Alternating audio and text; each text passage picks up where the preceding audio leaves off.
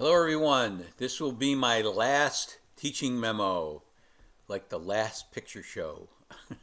We've had some great weather here in Poughkeepsie recently, and Dr. Laura and I have been outside getting a jump on the gardening season.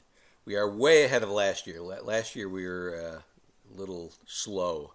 This past weekend we planted alyssum, Shasta daisies, echinacea, which are coneflowers, for those of you that aren't familiar, and pruned over 50 something rose bushes. We have a ton of rose bushes around our house, all of which have to be pruned by me.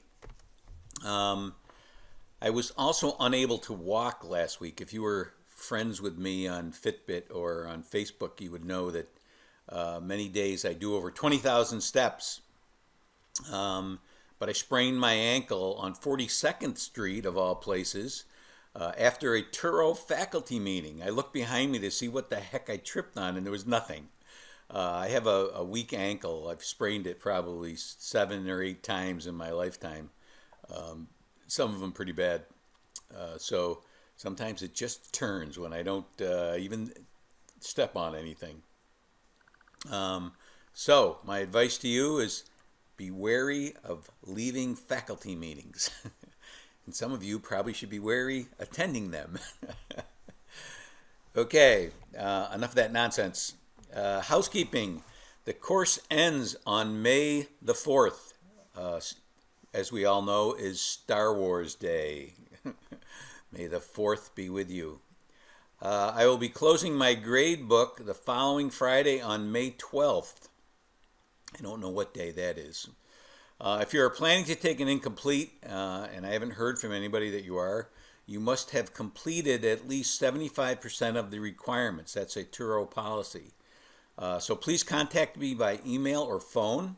You can even text me if you want. If this is a course of action you are contemplating. I've closed the last discussion board and thought there was some great discussion. As some of you mentioned, that it was one of my favorite discussion boards, and yes, it is. I participated probably more than I have all semester. Also because it was open for 4 weeks, that helps. For your information, I placed a handout in session 11 course materials entitled 25 quick formative assessments for the differentiated classroom. Some of you may have seen that. I would recommend downloading that and putting it in somewhere where you can refer to it often. So there's some good ideas in there. You need to check your grades and make sure all of your assignments have been handed in. You go into My Grades. Most of you have been doing that already. For those of you that owe me a great deal of work, you're going to be hearing from me via email. I am mandated to have my grades submitted 10 days after the course ends. That is, I'm closing my grade book on Friday, but I have a few more days the next week to enter my grades because they shut that down and I can't enter grades anymore after 10 days. If you foresee a problem with that and need to take an incomplete, you have to, as I said before, you have to contact me ASAP.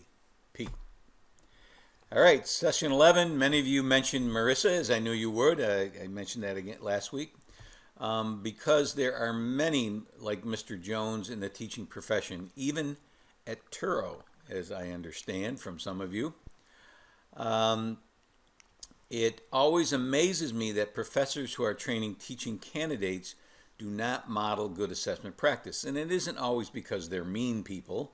It's just that they don't know any better. I mean, like Mr. Jones, he probably doesn't know any better. This is the way it was done when he was a kid. When I was a kid, we walked 7 miles one way in size 6 shoe, whether they fit or not. You walked around until your feet were bloody stumps and you liked it. So that's the way the grading practice is. I graded this way for 25 years. And it was that way when I was a kid, and I liked it. I didn't complain. Well, you may have liked it, but it's not good grading practice. So pardon me for my grumpy old man imitation. Um, uh,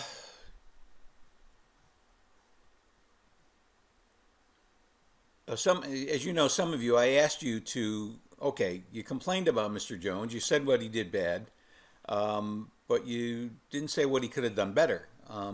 So that was what I was really trying to elicit from most of you is, okay, what could he have done? And what are some of the things that I did? And what are some of the things that Miss W did in the Emily video? And many of you responded, and that's what I wanted you to do. I wanted you to know that, having exemplars, having students talk about quality. What does a quality product look like? What does a weak product look like?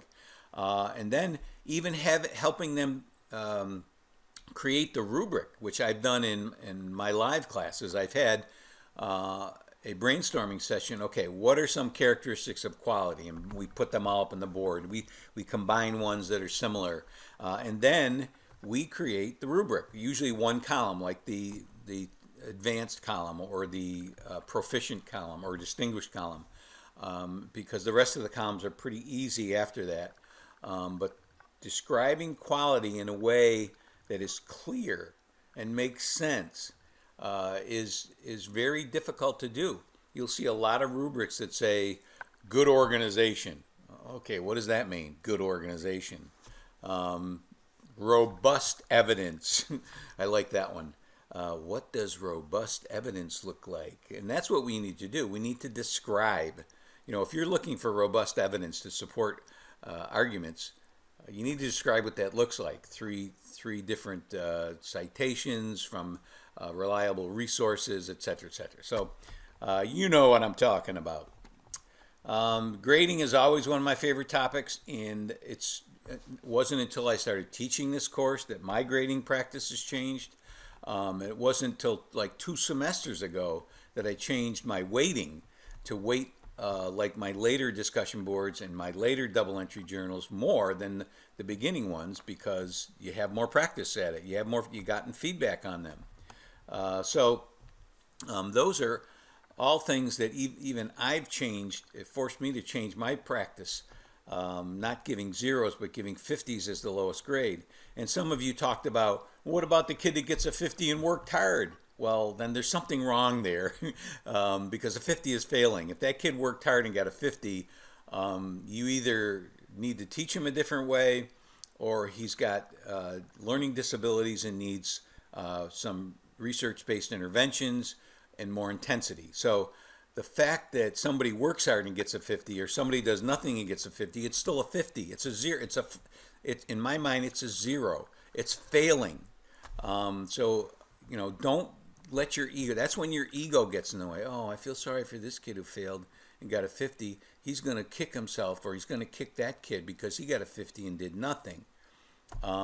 Failing is failing, and it's only your ego that is getting in your way to say something else is going on here. So one of the things that I'm trying to push all my students is ego awareness. When is your ego talking? When the kid comes in late and your sarcasm wants to say, "Oh, you late again?" That's ego. All bad teaching practices are usually grounded in the ego. It makes me feel better when I can put this kid down in front of everybody else.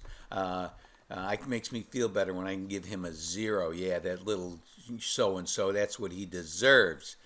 So you can tell I'm pretty passionate about this topic, and I would recommend that you go to YouTube and search for videos by Wormelli and Reeves. I know Wormelli has a ton of them.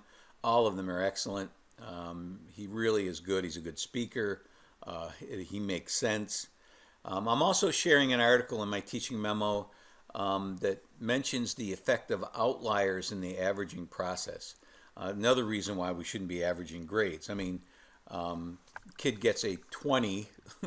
I mean, that's for those of you that believe in giving 20. So even if a student gets a 50 and then he gets all 90s, well, maybe we should think about throwing that 50 out, because it really doesn't represent what he's been doing, what he's done the majority of the time. So read that article if you're interested. Often we don't see the power of allowing the student to do work over, but several of you mentioned you appreciated my practice of allowing do-overs, and I've done it. If I see somebody mess up, they did a double entry journal on the wrong article, I'll say, hey, I'll open up another attempt so you can resubmit it. And several of you have done that and have appreciated it. So in winding up, make sure you've handed in all your assignments by checking the My Grades link on Blackboard. If you haven't looked in that yet, it's on the left-hand menu. Be sure to look at the exemplar 3-point analytic summaries in session 12, course materials and handouts, as well as the video I created, which is in both session 11 and 12. Also remember to use APA format in your baseline survey and in your 3-part analytic summary. Both of those require APA format in citations and references only. So make sure you do that.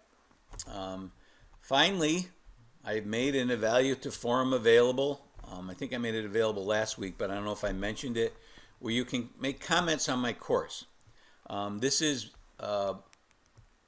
above and beyond the course evaluation that some of you probably, maybe, hopefully, have filled out, which my administrators get. And that's important too, because they need to see what I'm doing right and things that I need to change as well. Some of you have talked about professors who haven't used rubrics and haven't given you exemplars. You need to fill out those course evaluations. That's so important. Otherwise, those practices are going to continue. There's a discussion board. You can click on all discussions, or you can go into session 12 assignments and you can click on the link to the evaluative, my evaluation, and make some comments, which I will get immediately. Some of you have done that. I think 2 people have done that so far out of about 50. So, So looking for more feedback from all of you. I wish you all well in your teaching careers. It is my hope that Dr. Tom will be in the back of your head whenever you are pondering how to improve your teaching. What did Dr. Tom say about that? So good luck to all of you. It's been real, it's been fun, and I wish you all the best.